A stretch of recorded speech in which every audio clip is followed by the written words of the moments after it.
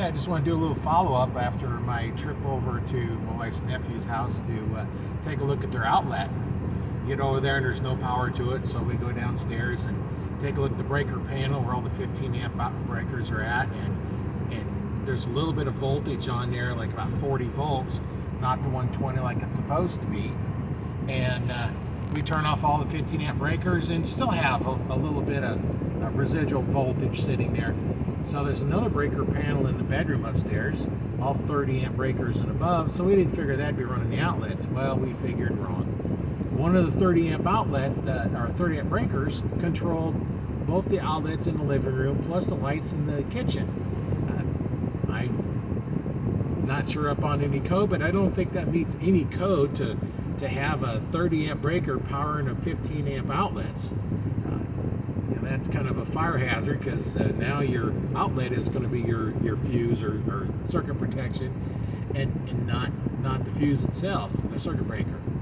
So I'm measuring the voltage on it, pull off the neutral wires, and I'm running about 6 volts between the neutral wires. There shouldn't be any between there. It should be all at the same potential. So then I take between one of the neutrals and the hot side, and one side I'm running about 2-3 volts, 2-3 volts with the breaker off. So we turn the breaker on, and now I'm running on from one neutral 40 volts AC to the hot, and the other one's running 17 volts to the hot. So okay, there's a problem, and it all started when they had a power outage. They was out of power for about 5 days. When it come back on, now then they have this problem. So I says, okay, this is as far as I can go. You're going to need to get an electrician to come in with equipment to track it down. Well, we get a call later that night and it says, oh, there's a switch on the wall that powers the outlet. So we're trying to troubleshoot. There's still a problem with the way it's wired, but it's, at least when they turn the switch on, the house was made in the 50s, and back then they didn't have a lot of lights on the ceiling. It was all lamps. And so it was kind of standard to have a light as you just come in the door that turns on an outlet so that you can turn on your lamp.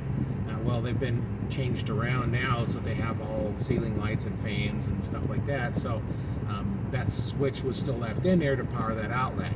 So the reason they didn't have any power is because the switch is off, but that still didn't negate the problems we're seeing when the switch was off. There was still voltage on there. So you think you turn it off, and there's voltage. You even turn the breaker off that powered it, and there was still some voltage there. So there's a potential for a problem in there, and to really solve it, you're going to need an electrician to come in because they may have to do a lot of rewiring. And the house was originally wired with just the 2-prong outlets that your hot and your neutral. Well, they've replaced them with the 3-prong ones that have your ground, your neutral, and your hot. Well, the ground, which is your safety ground, is not hooked up to anything. There's nothing there. So that's another problem. You think you have a safety ground because some devices are expected to have it. So now then there's an electrical shock hazard. But anyway, they got their TV working back again. The only problem is they're running on the 2 outlets. They're running circuit strips and extension cords to power stuff. So they can easily be exceeding that 15 amp limit on each one of them. But hopefully they don't, because a lot of things are not running a lot of power. You got your lights, your fan, and TVs don't run much current anymore.